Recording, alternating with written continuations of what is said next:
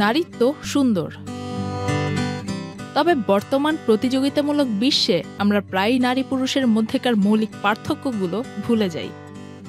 লক্ষ্য করলে বুঝবেন আজকাল মেয়েদের মধ্যে হরমোনাল সমস্যা খুব বেড়ে গেছে, যার ফলে পিসিওএস, থাইরয়েড সমস্যা, স্থূলতা, ডায়াবেটিস, ইনফার্টিলিটি বা বন্ধ্যাত্ব, গর্ভধারণের সমস্যা এতটাই বেড়ে গেছে যে এগুলো এখন ঠান্ডা কাশির মতো কমন রোগ শোনায়।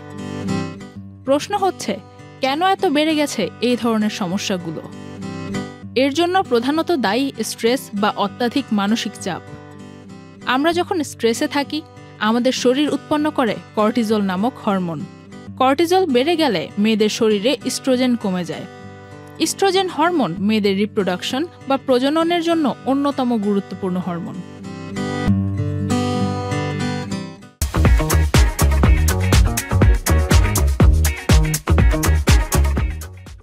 শারীরিক সুস্থতার অন্যতম শর্ত হচ্ছে ব্যায়াম করা। এক্সারসাইজ বা মুভমেন্ট না করলে যে কোনো যন্ত্রের মতোই আমাদের শরীর মুভমেন্টের অভাবে অকেজো হয়ে পড়ে। তাই প্রত্যেকটা মেয়ের উচিত এই ব্যাপারে বেশি গুরুত্ব আরোপ করা। মেয়েদের মধ্যে একটা প্রবণতা প্রায় দেখা যায়, সেটা হচ্ছে নিজের শরীরকে গ্রহণ করতে না পারা।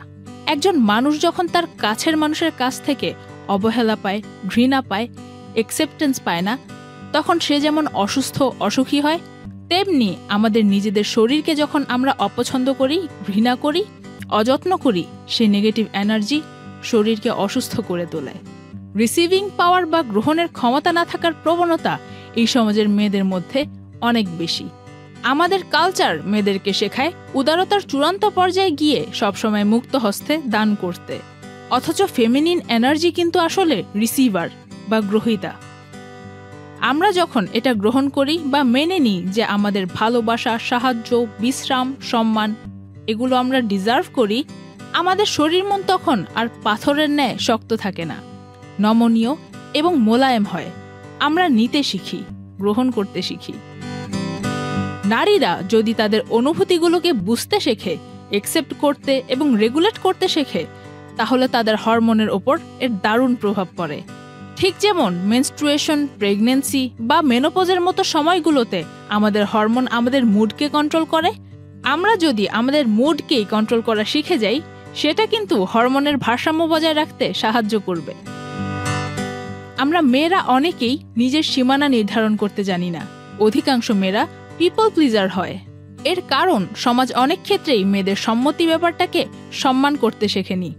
তাই প্রয়োজন মতো বাউন্ডারি সেট করতে না পারলে নিজের জন্য অস্বস্তিকর পরিবেশ সৃষ্টি হয়।